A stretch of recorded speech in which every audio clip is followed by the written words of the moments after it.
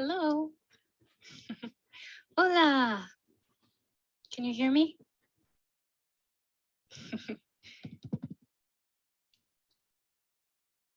Am I coming through? Can you hear me okay? Soft? Oh, really? Still soft if I talk like this? Let me know if it's any better. I just tried to adjust it, but yay. Thank you so much. Welcome. So happy to be with you. Oh, it's so great. Volume is low still? Oh, hang on one second.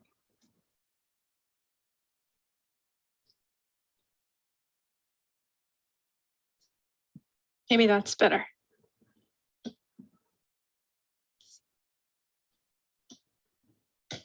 Better? Oh, good. Thank you. So hello, everyone. Thank you, thank you, thank you. So good to be with you. How are you?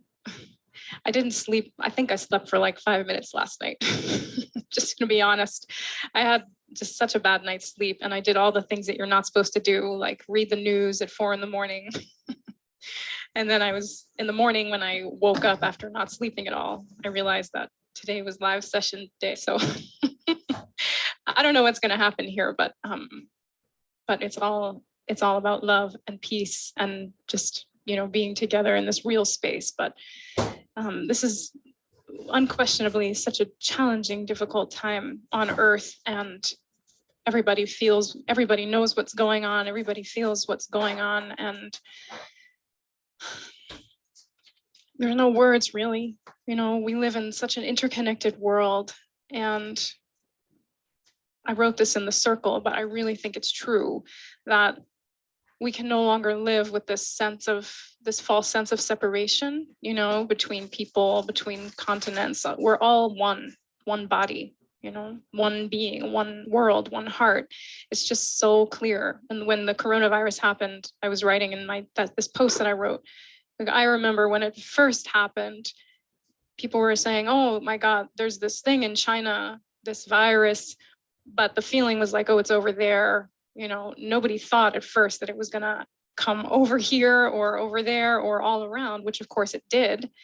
And I think that is just such a perfect metaphor for the reality of life, of interbeing. What Thich Nhat Hanh was trying to share with us, has been trying to teach us, this idea that everything is all interwoven together. And when we try to separate it out into parts, first of all, it's just an illusion because that's not reality. But second of all, it hurts because we're creating separation. The challenge is that because we are all interconnected, we all feel each other. We feel everything that's going on, So what's happening in Ukraine, we can't just say it's over there. We all feel it. We all feel the energy and the vibrations. It's like saying if you stub your toe, like, oh, it doesn't matter, it's just down there. But we all know that when you stub your toe, it hurts and you're aware of it because it's one body, even though there's different parts. So I don't know, I personally am, like everyone, is just horrified. And, witnessing these images, it has an effect. This is not in days of yore, there was no news feed, to watch a war going down in real time. And I think it's really important to recognize the impact that this has on all of us, on our nervous systems, on our heart. That's very real. And of course, we're coming through like this several years of being in this pandemic, which already has had all of our nervous systems in this heightened state of alarm and fight or flight, which is a conversation in itself. But I just want to acknowledge that because there are so many layers to everything that's going on, the injustice and the violence and the horror of what's happening and how it affects us. So I hope that today in this session, we're going to talk about mantra and chanting, and then also gather our energy together to try to send some love and vibrations of peace into the world. When we do it collectively together, it has a power. I really believe that. And there's such fascinating science now that's exploring the the role of global coherence, which I can talk about a little bit, how when people are vibrating or experiencing similar emotions together, the impact that it has on the atmosphere and on the earth. So that is what we'll do today. And I really hope that each one of us can use this time to take care of ourselves, whatever you need to take care of yourself. And we have to begin within to tend to this being, this body, and this heart, in order to be able to show up in the world, to do whatever we need to do to be of service. So here we are. So thank you. Heart coherence. Yeah, exactly.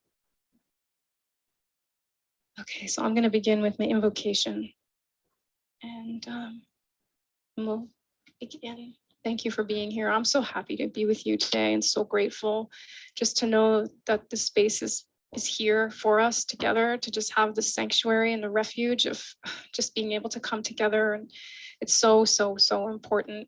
And I'm just very, very grateful to you for being here with me.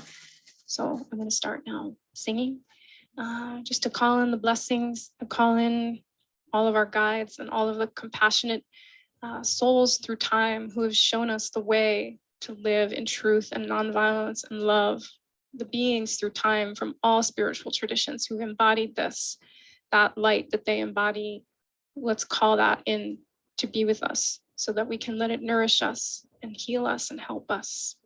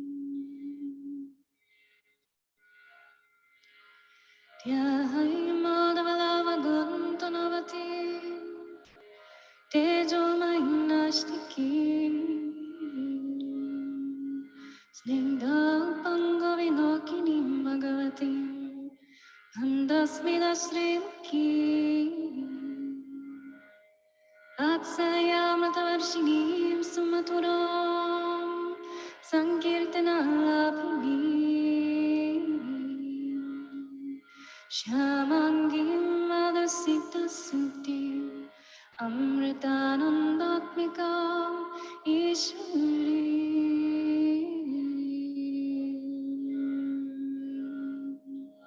Om Amriteshwari Namah Om Amriteshwari Namah Om Amriteshwari Namah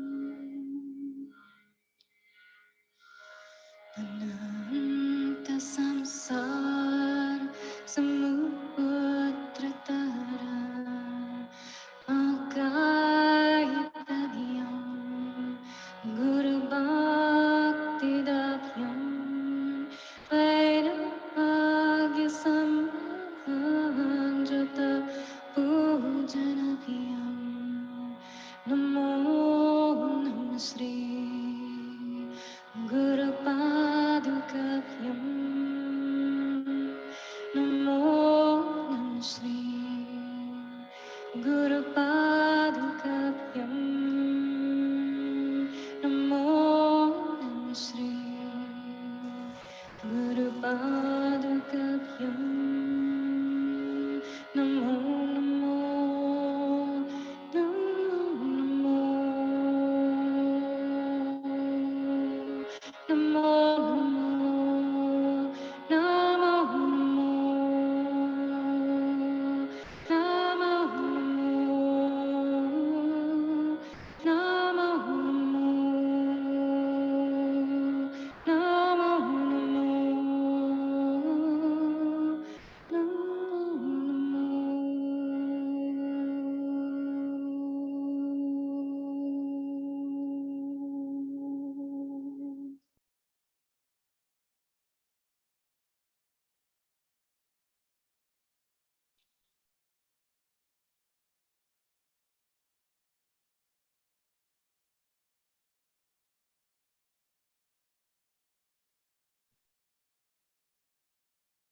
Let's just take a moment to just gather all of our energy here in this place. I'm sure many of us have our minds in many different places. Our thoughts are all over the place. And it's really good and very important to just take this time to bring body and mind together here in this satsang, in this time. So you can imagine, if you like, that all of the parts of yourself, whole consciousness is coming back to this moment, to this point in time in the present moment. If you want, you can just connect to your body, can connect to your heart or to your belly or to some part of yourself to just feel and know that you are here in present time, in this space, in this place.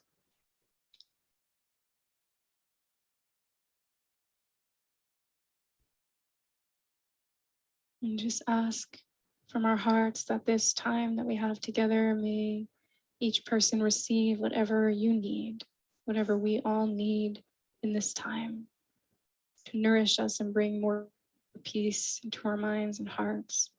So that peace may spill out of us, beyond us, into the world and affect the whole.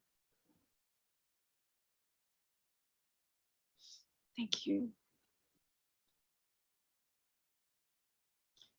So I realized, well, I set this session up before any of this stuff was going on, with Ukraine and everything, because I realized that I had never really done, in all of the live sessions I've done, I've never really done one specifically talking about the practice of chanting and mantras, which obviously you all know is my practice and is the music that I sing and record. And I just wanted to talk about that because I think it's important to have a context for it and just to have an understanding about the different ways that this can be used to benefit us in these times.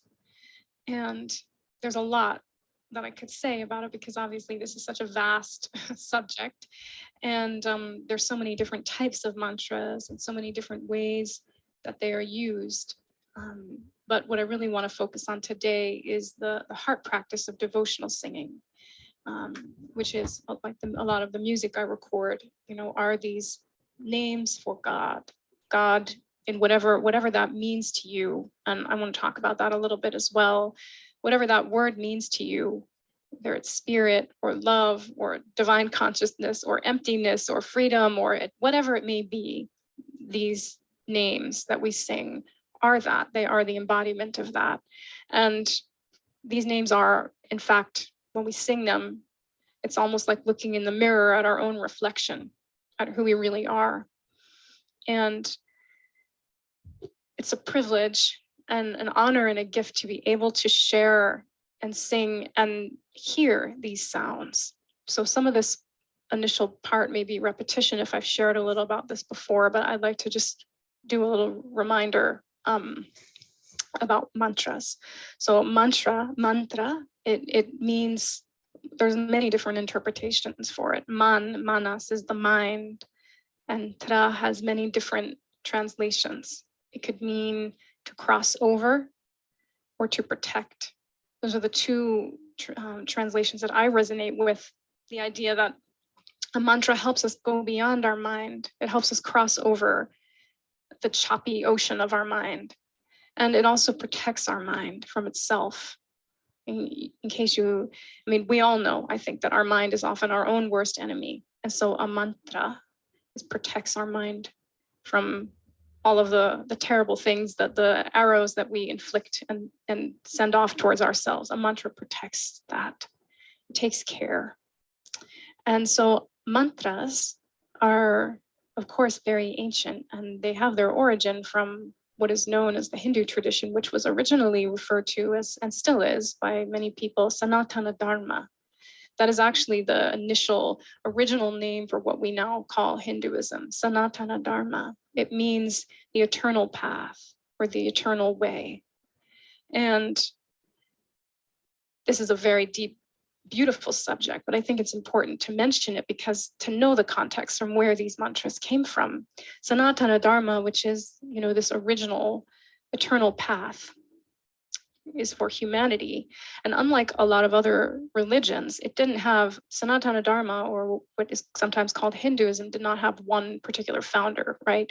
Buddhism, obviously we associate with Buddha, or Islam with Muhammad, or Jesus with Christianity. But the Hindu tradition did not have one particular founder. And in fact, it's really a synthesis of so many different perspectives, paths, practices that really emphasize individual personal experience of the divine over, following some, rote thing. There's lots of different ways, lots of different rivers to reach the same ocean. And I think that is so beautiful. It's said that there are 333 million gods and goddesses in the Hindu pantheon, which to me is a beautiful metaphor for the fact that there is really something for everyone. Whatever you resonate with, whatever feels like the divine, whatever name speaks to you or no name, that is your entry point. That is your way. It's deeply personal, and nobody can tell you it's good or bad or right or wrong. Every way is honored. Every way is respected.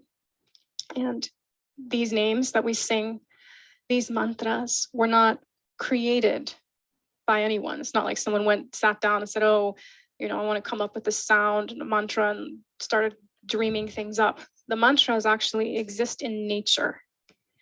And they were revealed to the rishis. So the word in Sanskrit is shruti. Shruti means like to be revealed. And so the rishis, who were the great seers of India, they went deep into their meditation and they heard these sounds and they articulated these sounds. And if you really think about it, it's really powerful because these sounds were articulated. And of course, at first they were not written down. They've been passed down orally for thousands of years. And now here we are at this moment in time, in timeless time, singing and hearing these sounds that were revealed by these great beings. And these sounds have been unchanged, right? They've been unchanged through time. So in some sense, you could say they're like perfected sounds. They have such a pure vibration because they come from this place of deep truth. They're revelations of the deepest truth, deepest love. And if you think about, basically everything is evolving, right, in life, and including language. I might have mentioned this before in another live session, but I think it's just really interesting to contemplate. Languages evolve. If you think about English, the English of Shakespeare's time is very different from the English of today. And even today, our language is changing. So we have words that are becoming part of the dictionary that were not there before, LOL, things like that. These things are like accepted into the language. This is what people, I read somewhere that, I think it was, what was it? I have to remember now. Butt dial. It was put in the dictionary, when you sit on your phone and you accidentally dial someone. I don't think that obviously, nobody could have imagined that like the language would have changed so much, but it's a reflection of the changing culture, right? So language is constantly changing. So it's interesting to note because Sanskrit, which is the language that the original mantras, were in, has not changed at all through time. There's no changing in the way that mantras are pronounced or in anything whatsoever. They're perfected and they're like these perfect, you could almost think of them like a diamond, that contains this beautiful divine essence that is just passed down, not changing. And so I often think about that and think how profound it is to think that literally billions of people throughout history have chanted these mantras that we are singing. And so when we sing them, when we hear them, it's like we are entering the stream, right, of all those who came before. And we're also connecting with those who revealed these sounds to us. It's like, I always say, it's like plugging into a socket of sacredness. And I like that image. Just the idea that sound, of course, is spoken about a lot, right? The word, everything is sort of emerging from sound. And that is like a whole other conversation that we could have, which I think is completely fascinating. But everything, sound itself is this pure vibration and so much emerges from sound.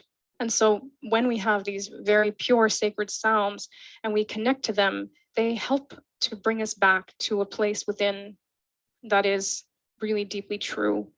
That is our original face, to use a Zen term, so to speak.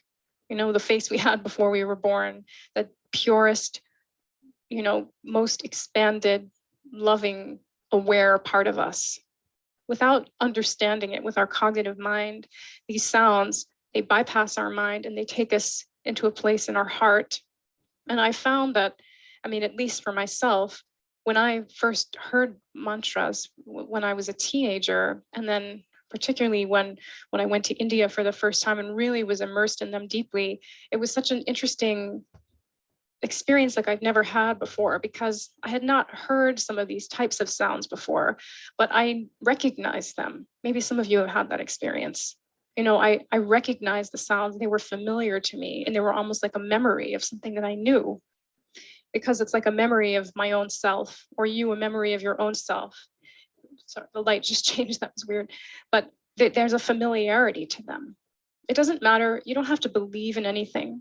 You know, to sing mantras, to hear mantras is not about signing on some dotted line that suddenly you're converting to something. You're not converting to anything. It's simply about the vibration, allowing that vibration and the sound of these mantras and these names to affect you as they will, to just be open to that and not have to change anything about yourself or believe anything, but just to experience, right? That's what all the great sages have really said, that it, in a way, it doesn't really matter what they have said. They point the way, but what matters is that we imbibe that and try it out in the laboratory of our own consciousness and our own life. That's what's the most important. So all of these things have been gifted to humanity and gifted to us. And now we have to see what happens. You know, if I try this, if I sing this, if I chant this.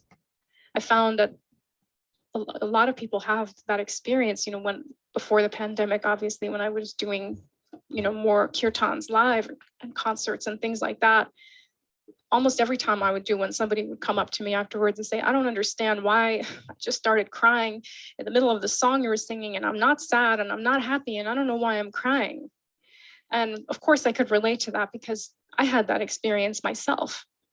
And I actually remember one of the very, very first times I went to a kirtan when I think I was 19 or 20, and I didn't really know what it was. I just went, and the whole time I was there, my judgmental mind was kind of like thinking, this is really weird. I don't know, these people might be in a cult or something. You know, my mind was like spinning, but there was something deeper going on. And I remember I left this kirtan and I was driving home back to college. I was in college and I was driving, and all of a sudden I just was hearing like Shri Ram, Jai Ram, Jai Ram. They had been singing that. We had been singing that a lot.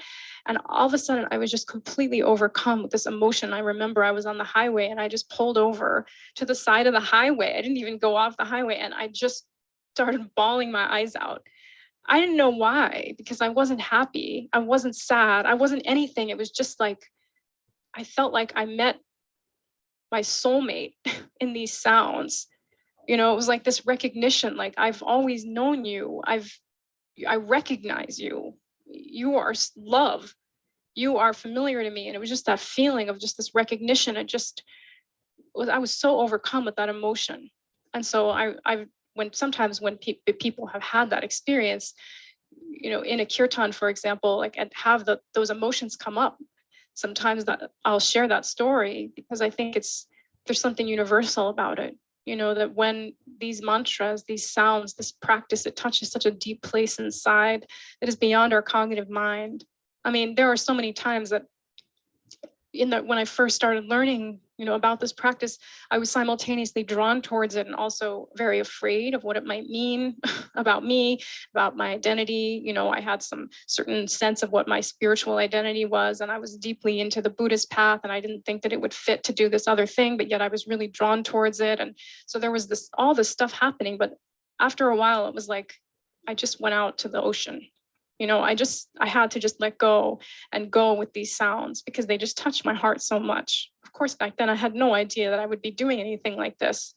And I had never sung before in my life even. And if I would attend a live kirtan, I would probably have sung like really, really quietly because I would have been scared of my own voice. So it's been a journey. But the only reason I'm sharing that is because these sounds, these names for the divine, whatever word speaks to you for that, they are, like I said, a reflection of something deep within us that we know that maybe we've wandered from or maybe we've forgotten, and they remind us.